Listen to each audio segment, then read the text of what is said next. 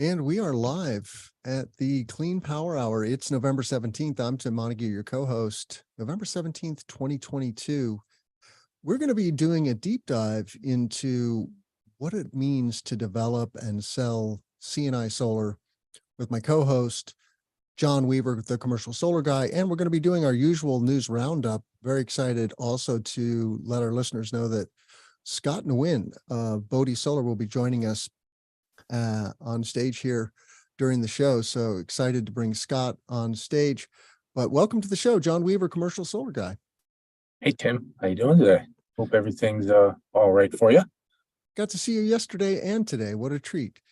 And that's because we're stalking each other, Tim. We want to talk about solar so much. We just kind of follow each other around the internet. I am definitely a solar stalker. There is no doubt about that. And if you own a commercial facility, a school, a factory, I love solarizing factories. Please reach out to me or John, because we can help you put solar on that facility and turn it into a clean, green electron machine.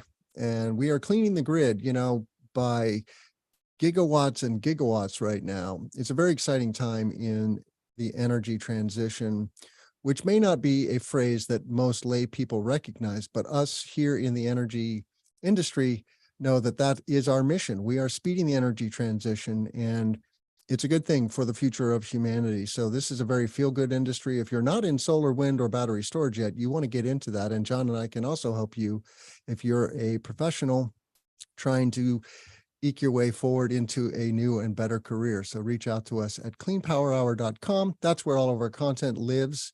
And we're doing one-on-one interviews and then this weekly news roundup. So John, let's talk C&I solar before we bring Scott on onto the stage and talk about the soft cost of solar.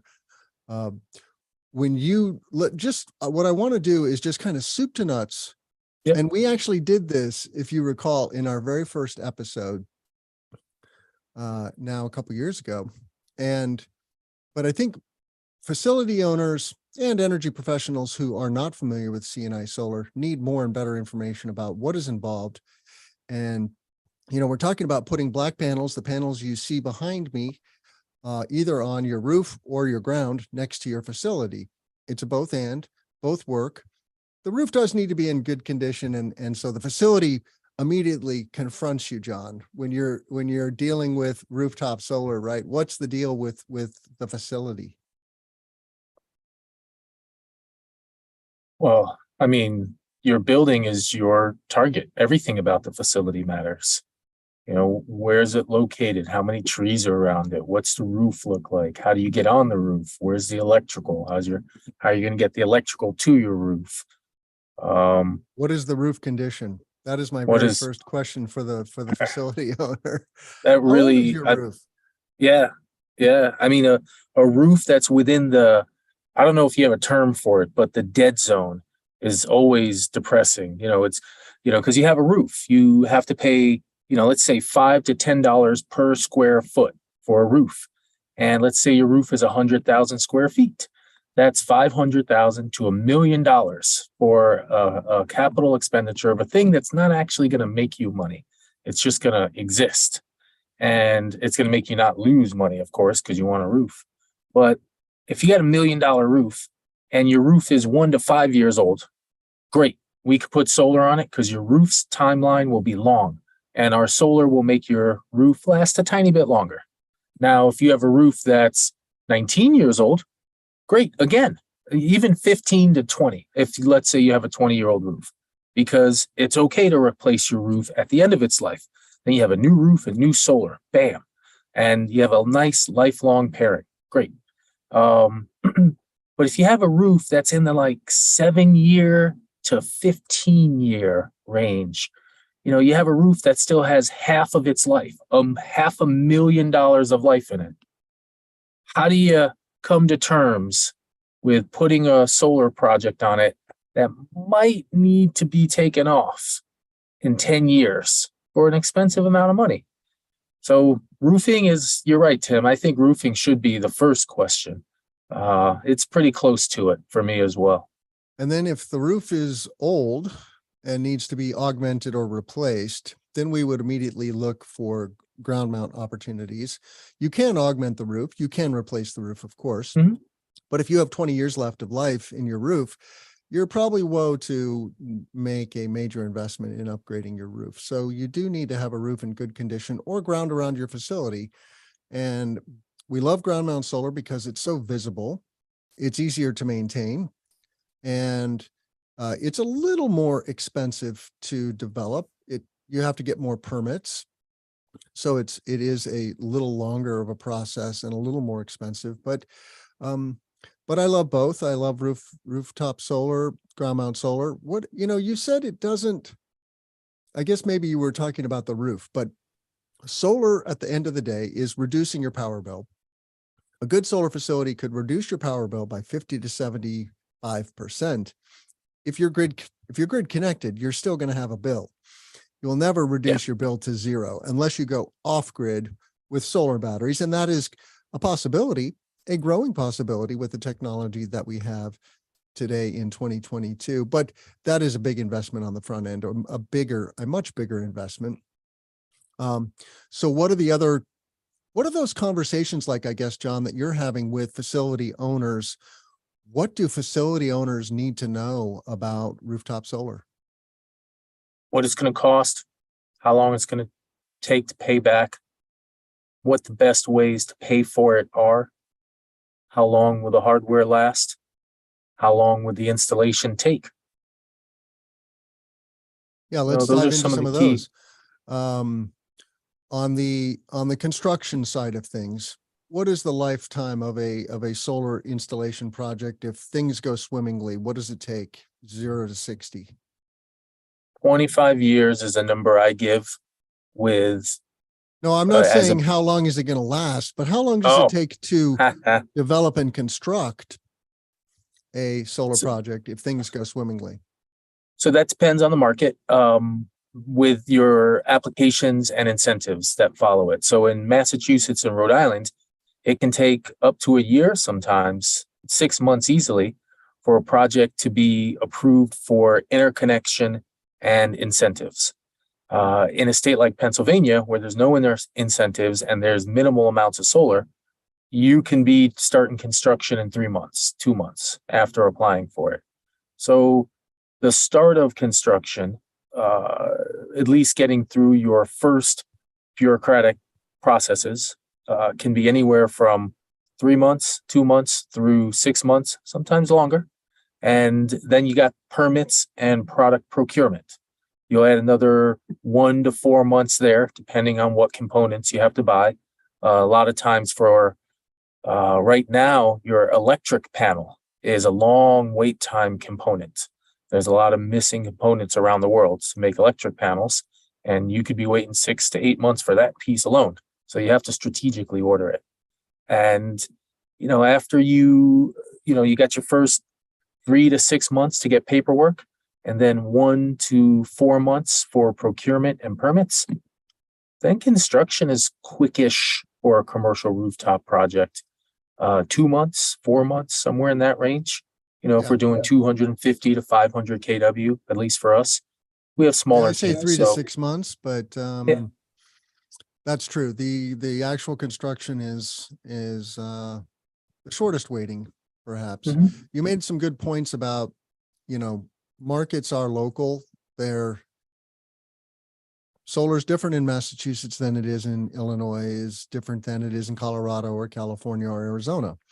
And so you want to make sure that you're working with a developer or installer that is knowledgeable in your jurisdiction. Yes. And I try to be an expert on everything Midwest, especially Illinois, since we are the hottest market in the Midwest, with major incentives. We are paying system owners something like 40% of the system value in the first 7 years in a cash incentive called renewable energy credits. And that does, what that does is it shortens the payback period, right? If we don't have incentives, and you have cheap power like we have here in Illinois, although power prices are going up, and we're going to be talking about that in the news segment here, power prices are doubling in some areas of the US or tripling. So that, but solar's regional, and that's a double edge. You just have to make sure, if you're a facility owner, make sure you're working with somebody who really knows the jurisdiction that your building is in, and knows how to acquire those incentives. But you don't have to finance a solar project either yourself. And that's the cool thing about solar. You could do a PPA, a power purchase agreement. That's my primary business when I develop solar projects is the developer will own the asset and then sell the power from the array to the off-taker. They get a discount, so they save money.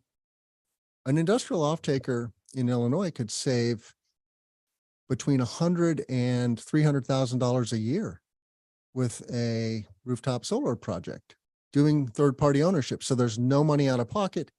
And then you're reducing your power bill by hundreds of thousands of dollars per year, millions of dollars over a 20-year contract lifetime.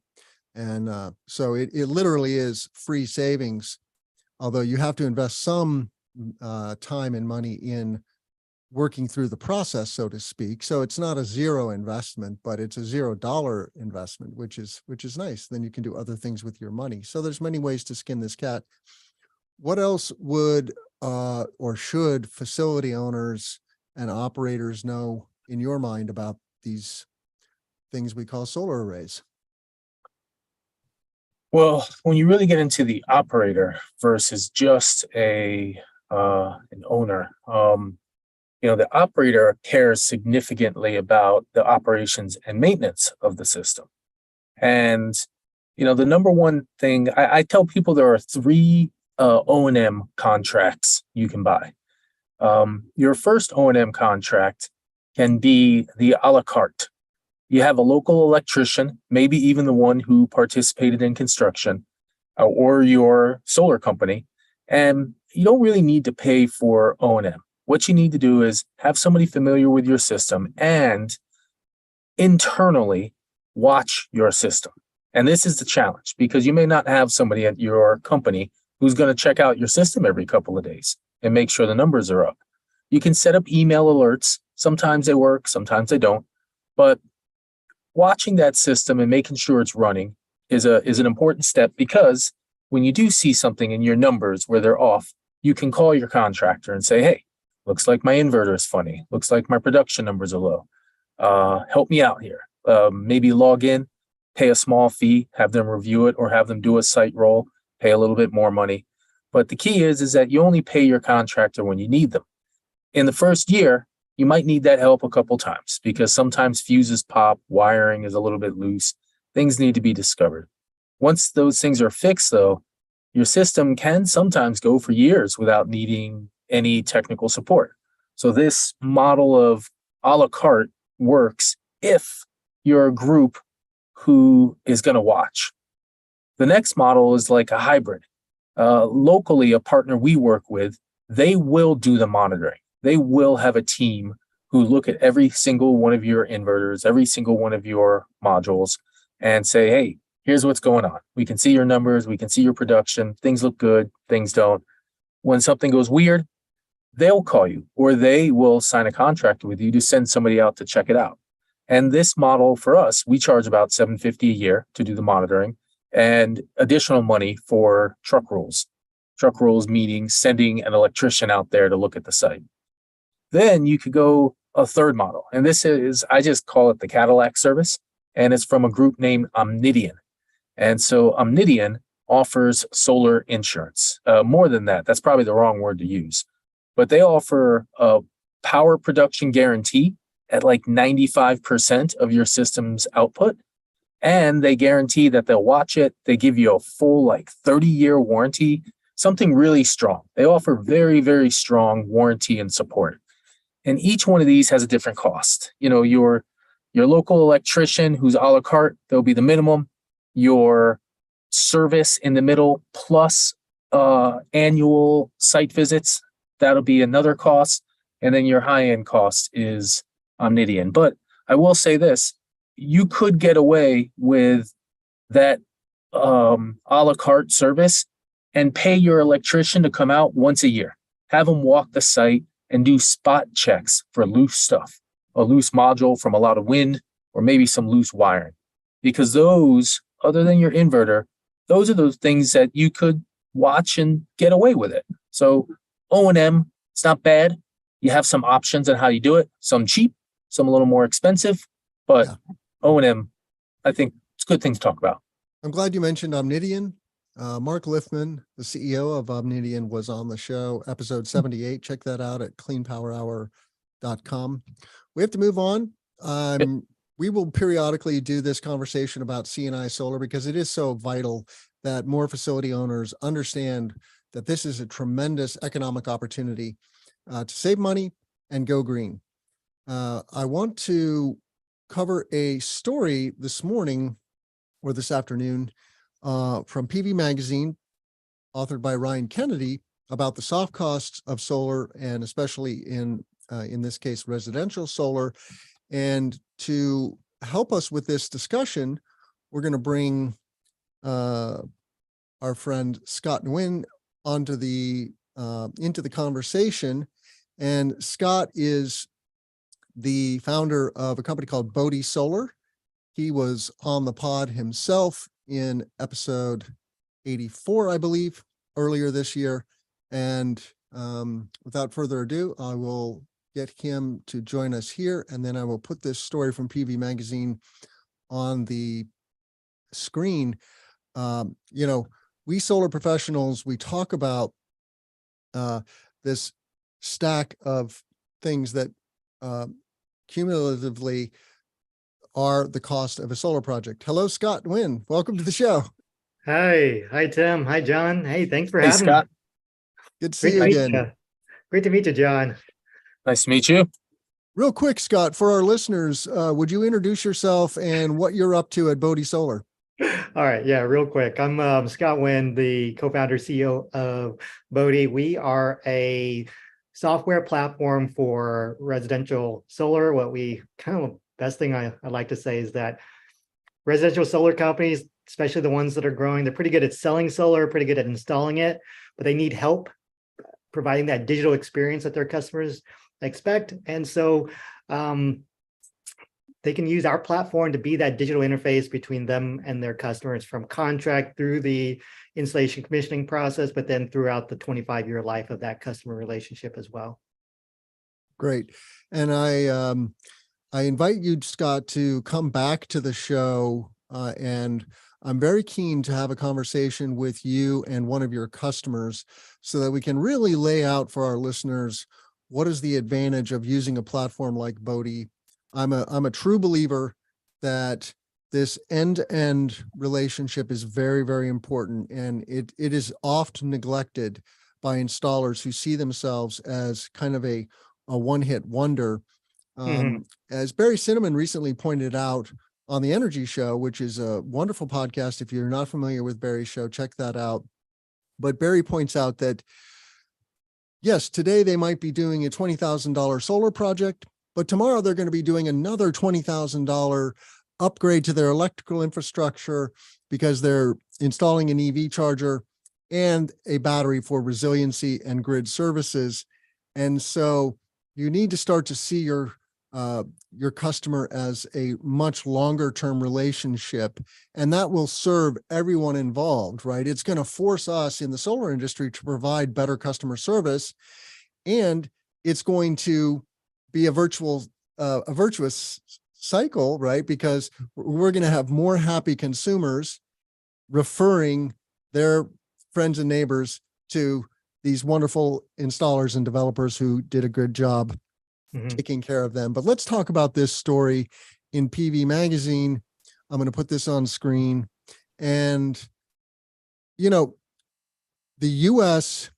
Solar industry is booming.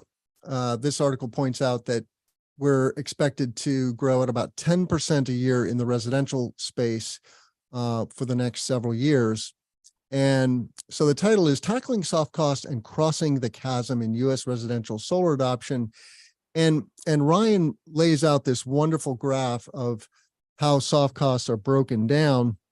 And real quick, I will just explain this. So there's hardware costs, which is the bottom of the stack here. That's generally fixed, although it does ebb and flow over time as the prices of copper and solar panels and inverters change over time. But then you have overhead, you have sales and marketing. That's where Bodhi comes in, and supply chain costs, permitting, inspection, interconnection. This is a big one. The DOE is tackling this big time.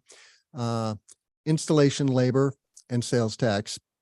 And the shocking thing is that the soft costs of solar in the US are relatively high compared to our peer group in places like Northern Europe and Australia. So I'll just throw it out there, John and Scott, what are your thoughts about this phenomenon, and what is the good, the bad, and the ugly? Oh man, there's so much. There's so much to unpack there, Tim. So this 65% number on soft costs, it's not new. It's actually been that amount for a good number of years now. You know, the prices of hardware have been, you know, steadily coming down. There have been supply chain issues which have risen some of the equipment costs the past couple of years. But what's surprising is that one of the biggest factors of that, so there's two kind of big factors that go into that total cost. It's the customer acquisition cost. So that's all sales and marketing. That's actually been rising over the past 5 to 10 years. I mean, it used to be maybe 15%, but it's now up to 20, 25%. And so they've got I think the amount there, it was listed around 18, 20%. And I think there's a big range between the national players versus the regional companies. And we can go into why more of that. And then, yeah, you've got a lot of the overhead. You know, residential solar isn't as you know, cookie cutter as we like to think about it. And just like John was talking about with all the CNI, with that process, one has to go through the same thing, because in the end, we're still building a power plant on people's roofs. And it's not easy. And so there is a lot of support that's needed. And so I think it's a little bit, even though it's broken down in those kind of fashion, I would say, you know, you got sales, which, you know, companies are doing actually pretty well in sales, especially when there was the low interest rates. We're getting into this high interest rate environment. We'll have to definitely talk about that too. But then you divide that into the operations. And there have been many companies who have not figured out the operations side of the business, who've done well on the sales side, haven't done well on the operations side. And a lot of companies have gone bankrupt because of that. And so, I mean, those are just my initial thoughts. Just generally, I think we can dive into each and every one of those aspects. Yeah, and I should point out that John Weaver is a legit residential solar installer with his company, Whaling City Solar. Check out that company, Whaling City Solar, if you're in the Northeast. Oh, are you working with Adam Gent, John? Yes, sir. All right. Okay, yep. Awesome. I've chatted with Adam in the past. He's a great guy.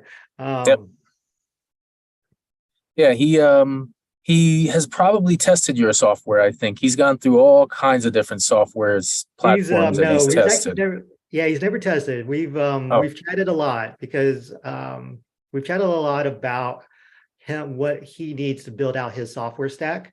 And so he's definitely seen, and we've had, you know, we still have a really good relationship on just on that discussion. And as y'all's company grows, really the key question is, how do you continue to grow profitably? You know, when you're just starting out, you know, all of us are just hustling, we're doing everything right. But at some point, and we see this with growing solar companies across the US, is that as you start to scale, there's a couple of things that we realize is like the first thing to drop off is customer communications. And this goes back to kind of some of the operational costs that don't really get identified well. So you've got project management costs, but then you also have customer support costs on that. And as when you're a small company owner, you do everything. When we started our company, I was doing all sorts of stuff. But then as you start to grow, you start to realize, oh, wow, communication is going to fall off. Do I keep on hiring more and more folks? Or is there software and is there automation that can help? So I think that's kind of the key question. Yeah, as you know, one of our goals with Whaling City Solar, Adam very specifically wants to keep his costs down so that his sales piece is lower, because there are a lot of sales teams who are just independent of the solar contractor.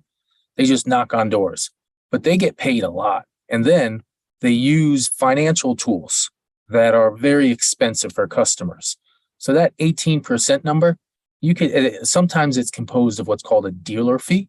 And this dealer fee lets people get solar credit instant. So bam, you want to get a $45,000 loan? Bam. You want to get some batteries? You want to, even with some people, you can now do energy efficiency rolled up into that solar loan.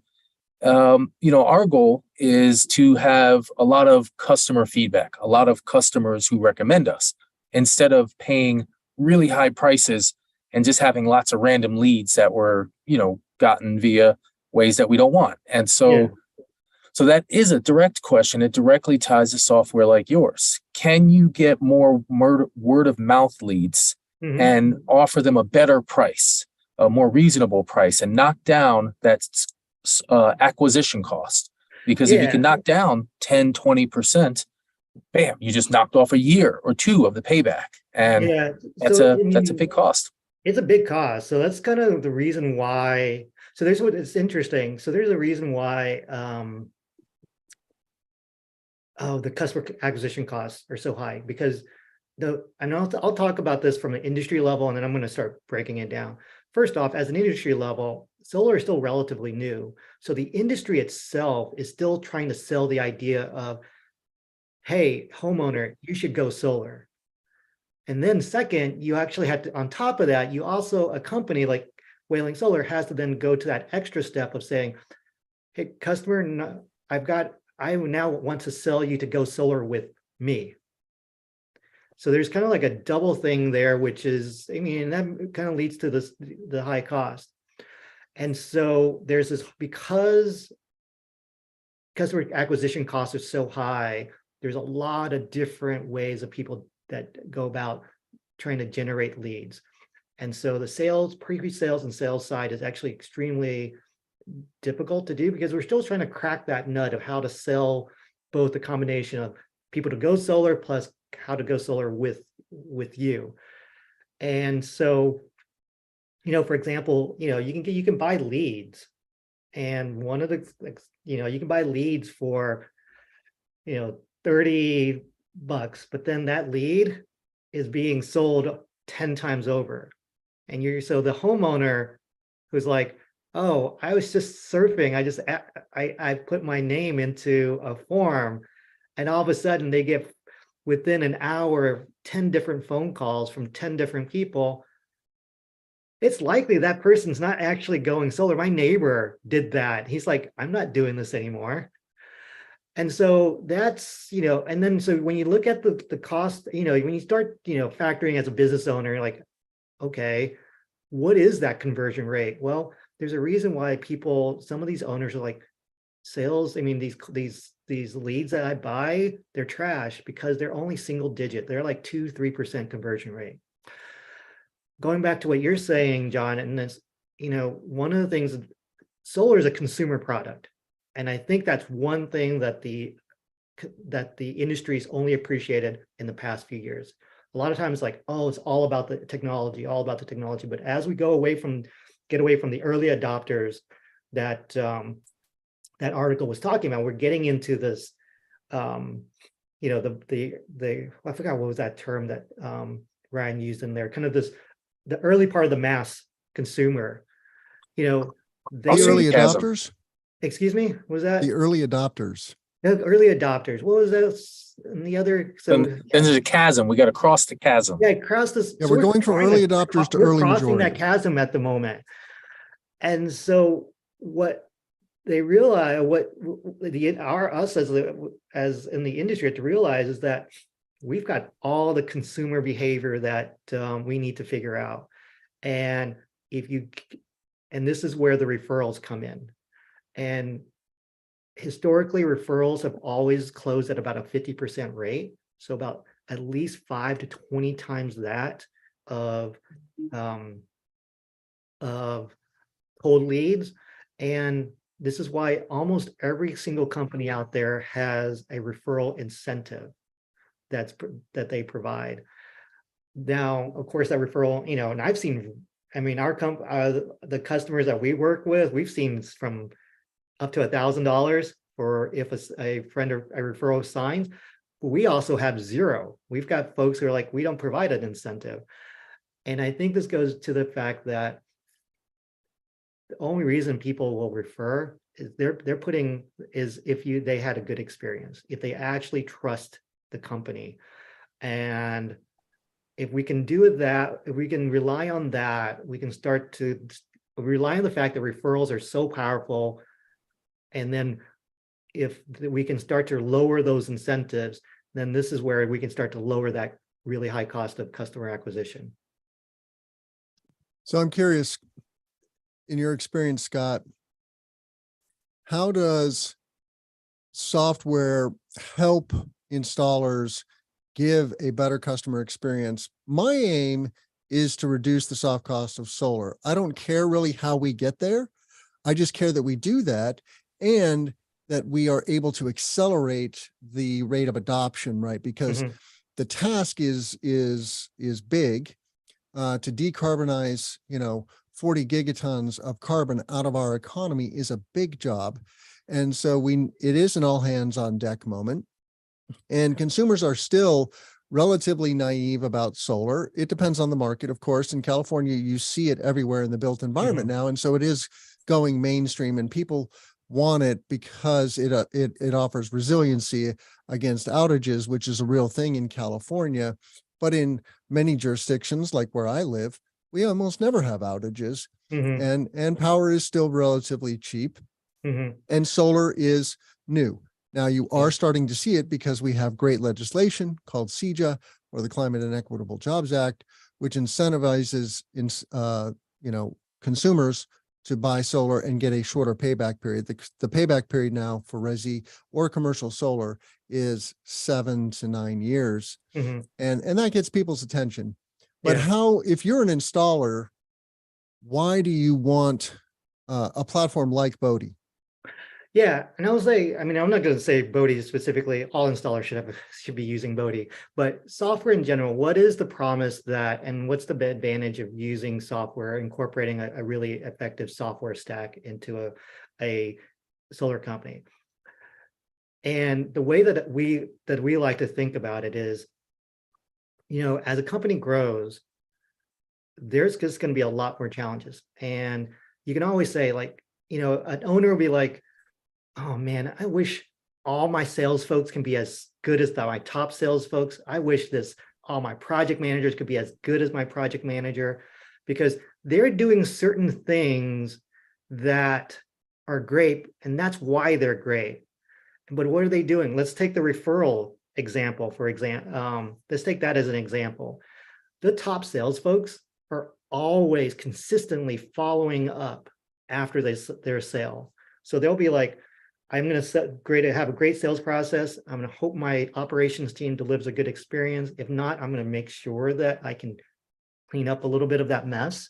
I can also take the time to always, when the system's installed, call a check-in. Say, hey, I just saw the photos of the panels being installed. What do you think? Sounds great. Hey, do you have any friends or neighbors that want to also think of going solar when the system gets powered on? So they have this innate sense, the top perform sales folks will have this innate sense of always asking for those referrals. That does not happen across the sales team if it's not built into the culture of the company. What you can do with software is you can pull, because if you're using a CRM, you can have all that customer information, and then, for example, you can then pull that into software tools like Bodhi, which focuses on that customer engagement, we can actually pull in all the customer information, all the project information, all the documents, field apps, even into integrating with the monitoring hardware that's installed with the panels. And pulling in all that data, we can then be able to personalize any sort of outreach to those customers, and we can schedule that so that it is automatic. So in that sense, one of the ways to think about this is you can take the best practices of your best folks and then systematize that across your entire company. So for the sales folks, it's like, I'm going to make all of my entire sales team just as good as my top guys so that I'm elevating the whole. I'm going to get my operations team to be just as good as my best project manager or my best field technician. And I'm going to elevate my entire organization. And you can do this a lot less expensive than trying to hire top performers across the company. So that is, I think, an example of how software specifically can be a big advantage for the companies that are growing and know that the owner has to realize that they just can't, the economy, they need to be able to leverage the economies of scale, leverage technology to be able to grow into a more sustainable, large, fast-paced growing business. The best example for me of software innovation came in 2014-ish for me, when Helioscope came out. Sure. And instead of me having to hire engineers to do designs and do site visits and climb on roofs and use ladders, bring a pickup truck, I could show up at a customer's house the first time I ever met them and have a proposal with a drawing, with hardware, with a financial analysis. And here's the key, it was done by me, the sales guy, from my laptop. And I was able to print out some PDFs and paperclip it, hand it to a human being.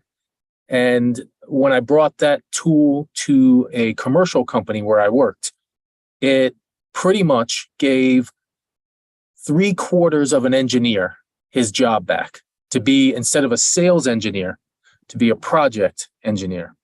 And that piece of software right there for $100 a month, you had one sales guy, two sales guys doing these layouts for all the other sales guys, saved tens of thousands of dollars over the course of the year. Yeah. And now, Adam Gent of our residential company, the first thing he does every morning is that we're experimenting with energy sage leads right now. Very low close rate, but you just got a whole bunch of them and they're geographically located. And Adam's able to pop out proposals, full designs, financial models, shade analysis, all kinds of stuff using Aurora. Now, Aurora is, historically, Aurora and Energy and Helioscope were separate companies. Helioscope was focused on commercial, Aurora was residential, then Aurora bought Helioscope. So we'll see how that goes. But, the Aurora tool is great, beautiful design, beautiful proposal output. I got a guy who's not a finance guy. He's a mechanical engineer. He's able to pop out 10 proposals, 15 proposals from 8 a.m. to 10 a.m. That's what he does, Monday through Thursday. He joins me when I write for PV Magazine USA. So I got, 2 hours from 8 to 10. I try to put out articles, and Adam joins us and he hangs out. He just does his proposals. And we can do things really awesome with some software tools. And a follow-up tool sounds great. Just communicate with the customer, let them know what's going on, and they like it. And I'll say another thing. Kind of in the same vein. What's interesting is that, a lot of times it's the thought is like, a lot of times, and this is true, is that software is helping, reduce, staff costs. And so as a company is growing, they'll be able to handle more projects per staff member, either sales or on the operations side. But one thing that we realized that was actually really pretty interesting too was for Bodie on the operations side, project managers. So what the project managers, they spend 50% of their time talking to customers. and interacting with customer inquiries and such. And then the other 50% of their time, they're actually working on the project, executing on that project. And so by a lot of what like Bodhi does in terms of pulling information, engaging the customer with updates and such, a lot of that information that we are sending and automating are relatively simple and routine. And what one of our customers told us, and the CEO is like, it's great. I'm enjoying that. We've reduced our customer support costs 30-50%. But what's really been great is that the project managers now have the bandwidth to actually handle the more complicated projects, the more demanding customers. And this is where essentially software has allowed them to not have to do routine, simple tasks, but use their human talents to do the more complicated things that we're actually better able to do anyways. So, so those are some intangibles or some other aspects of software that don't fully get taken account when you start looking at just kind of a broad statistics or so. I want to expand on that real quick, that very quick. A salesperson has to take care of pipeline and existing projects. And if you get out of sync with either one of those, you start messing up as your sales guy. Because if you're as a salesperson, if you're not making new leads and filling up your pipeline, then in 2 or 3 months, you're going to suddenly have no paycheck. And the key is it's worse than just a paycheck. You're suddenly going to have installation team members who don't have work. And you can't just send people home with their base salary. That doesn't mean for efficiency. So you have to figure out the art of the new and the current. You got to take care of what's coming, and you got to take care of what's already with you. And that's an art. And if you can figure out this way, and with my company, my goal is to have a salesperson plus a project manager, a business development project manager working closely together, so that your salesperson's always knocking, bringing out new leads, gaining notes, shaking a hand, and your project manager in the office is making sure the document flow follows the salesperson, the project refinements, the new financial model, the updated this. And so you got to keep both of these machines, both of these legs pounding in order to have a consistent long-term machine. And if you can figure out a structure to help with that software, it's big. I mean, a lot of the companies that we work with, they do separate sales and operations. So it is separate, where sales is all about finding, working the deals, finding a new sale. And then operations is all about executing. But when there isn't this balance that you're talking about, John, what happens, we've pulled sales folks, they're trying to, their money is made in the sales side, but some of them definitely as a salesperson, you always develop this rapport with customers, especially if you're a good salesperson. You're developing rapport with your customers, so you kind of feel tied to them. And so when a customer doesn't get the information they need, or just a simple question, hey, what's the status of my project, from operations, who's that customer going to call? It's going to call the sales guy. Sales guy's like, oh, okay, I'm on this. Let me go check.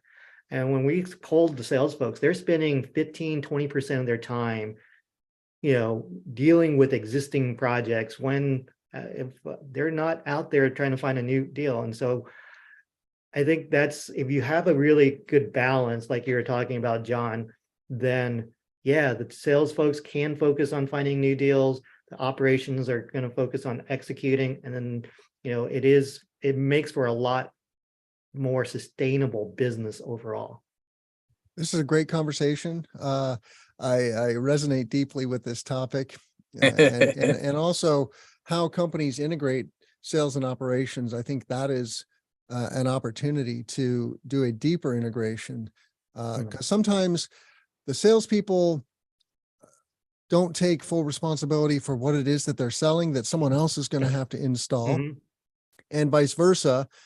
The operations side doesn't necessarily have the salesperson's best interest in mind, which comes full circle, right? Because At the end of the day, we're all serving the same customer. Yeah, but one of the things, just like on that topic, part of that article, the PV article, PV magazine article, it kind of, there's a sentence in there. I was a little bit I didn't realize this, but it was about cancellations. And there was a sentence in the article that said, hey, they found out that for every 1 week delay due to permitting, interconnection, various approvals there, any 1 week delay there actually increases the cancellation rate 10%. Oof. And that's Yeah. huge. And it was funny because yesterday, and then, cancellation rates, depending upon the business models, can be pretty wildly varying. So yesterday I was actually moderating another webinar. Tim, it was called the ethical solar sales to maximize commissions or something like that. We were just talking about how do you do things ethically, but cancellation rates came up, and someone asked, an audience member asked, what is a typical cancellation rate in residential solar? And so for all the installers that are using Bodhi, it's like less than 5%. I think it's really about 2 to 3%. But I heard from John, who's the COO of Skyline Solar up in New Jersey, really established company. They've been around, I think 10, at least maybe 15 years. And so he's an EPC. So he actually works with sales organizations. And this is where it goes back to what you were talking about, Tim, where sales folks might be selling something and operations folks are like, what did you sell them? What did you promise these folks? Because this, now I'm talking to them, and it's not their cancellation. Some of these sales organizations' cancellation rates are in the 20 to 30%. And Yeah. I'm not saying 20, I'm not saying like average. I think the average cancellation rate for sales organizations is between 20 to 30. It's not like there's one or two folks. It is between 20 to 30%. That means somebody's 50% somewhere. Yes. That's That what would John make- told me. John told me that as an EPC, he's seen that. He doesn't work with those companies because Yeah. it's just not worth it. Well, hey, we need to move on and cover a few more stories. Scott, you're welcome to join us. We're The kicking next you off, story- Scott.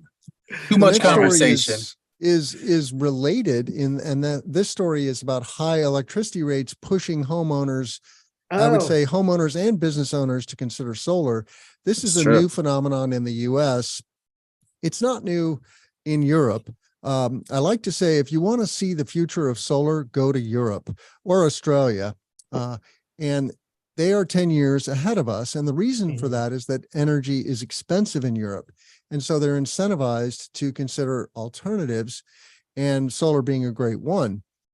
So this story is by Ann Fisher at PV Magazine. Somehow we missed this earlier in last month, but rising electric rates, grid instability, environmental concerns, and decreased solar costs are all reasons for homeowners to go solar.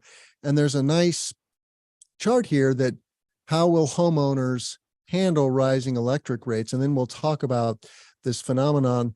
But number one is conservation, reducing electrical usage, right? That's a great way. We call that the negawatt. Turn off the lights, get an energy audit, install LED lighting, et cetera, right? Upgrade your insulation, upgrade your windows, consider or immediately install solar. Yay. Consumers are actually freaking out right now about energy prices in the United States. And I think this is a good thing, even though it does hurt at the pocketbook. We need to pay the true cost of energy, for one, and be more aware that there are ramifications for all the cheap energy that we've had access to over the decades. And now there's a reckoning. The good news is we can actually reduce the burden, right, by encouraging people to go solar. You can save money on your power bill. You can reduce your power bill by 50 to 75% by installing rooftop solar. And in some places, the payback period is very reasonable, like Illinois. We see a 7 to 9 year payback period. you can save about $900 on average in Illinois. And that number is just going up now as energy prices go up. The other thing around energy rates is that solar happens in markets, and that's true here in the US, that have more expensive power, like where John lives. In Boston, you're paying probably at least 2, maybe 3 times what we're paying here in Illinois. So John, first, what are your thoughts about how electric rates are influencing consumer habits? I feel really bad for being happy that the price of electricity has gone up. I'm sorry. I'll say it out loud and be honest. And I'll say another thing though. I'm happy that electricity is going up because we're starting finally to realize what the value of this society building thing is. And, you know, if we actually say paid a carbon tax and paid attention to the actual cost of our energy, it'd be a whole different conversation. But price of electricity, without a doubt, is driving it in Massachusetts. Adam in our Resi company, he has showed me, and I found it hard to believe. I had to do the bills myself. He showed me bills in the low 30 cents per kilowatt hour range. And I thought that was only in Hawaii or crazy places like Upper Peninsula Michigan or Alaska. But no, it's in Massachusetts and Rhode Island. And we should expect that these prices should continue to go up a little bit more because the full cost of natural gas has not worked itself through the system. You know, the price of gas has increased from $2 to $3 per kilogram. It touched 10. Now it's in the 4 to 5 range, but these offshore LNG facilities or these exporting LNG facilities are picking up, and, you know, Europe's calming down now, but as we start exporting more, we're going to be in the 5 to 8, $10 per kilogram or $10 per million BTUs range. And it's pushing business and it's pushing residential. Interestingly, it's pushing small business accounts a lot because small business accounts have a higher effect on kWh pricing because they have lesser demand charges. And the smallest accounts, like say the general small business with a minimum with zero demand charge, those are actually the ones who are feeling it the most right now because their absolute dollar amount is increasing by 10, 20, 30% in different markets. And we're finding that small business owners right now in Massachusetts and Rhode Island, even some without incentives, are having paybacks of like 5 or 6 years. They do get some strong incentives in terms of a sort of net metering because Massachusetts' net metering is here and there. But it's the price of electricity, without a doubt, is driving demand for residential and small business significantly. And it's, I don't think it's stopping. You know, price isn't going down. Can I add to that? You know what the hottest market or one of the hottest markets in the States are? The deregulated markets of Texas, around Houston, North Austin, Dallas area. And you know why? Going back to everything that you guys have been said, we had that Storm big Uri? blackout. Yeah, the storm of the I call it the Texas blackouts of 2021? I don't even remember. It was I mean, I was completely affected in terms of just having zero power for 45, 48 hours and just freezing my ass off the house. But the reason why the solar is the hottest market in the deregulated markets, and these are my parents, this is my sister. They used to, you know, in the deregulated markets, you had all sorts of retailers. I think they had folks, they had signed up with companies, retailers where they're paying 8 cents per kilowatt hour. Those companies went out of business because of that blackout. And what's the true cost now? Well, now they're paying for them to sign up for a new retailer, electric retailer. They're paying 20 to 25 cents per kilowatt hour. And that's just specifically my parents, my sister, and I think that's all of that region. And that's why the fastest growing solar companies are the ones that are servicing that Houston, Dallas, deregulated market, because now we start seeing that true cost starting to come in, and it's tough. But then I think a lot of those folks are choosing to go solar. Interesting. Yeah, when bad things happen, whether that's an outage because of a storm like we had in Texas in 2021 or fires in California. I mean, I feel very, very lucky that I haven't had significant outages where I live here in Central Illinois in the last 10 years, really. Doesn't mean they won't happen ever. Of course, they will. Ice storms are the biggest concern that we have here in Illinois, but yeah, it's a very interesting time in the US. And then we have IRA, right? The Inflation Reduction Act, which is really helping reduce the costs of solar for consumers. We have 30% investment tax credit. You can apply the tax credit to the interconnection costs of DG solar. So whether this is consumer owned, business owner owning the array, or a PPA, this reduces everybody's costs, soup to nuts.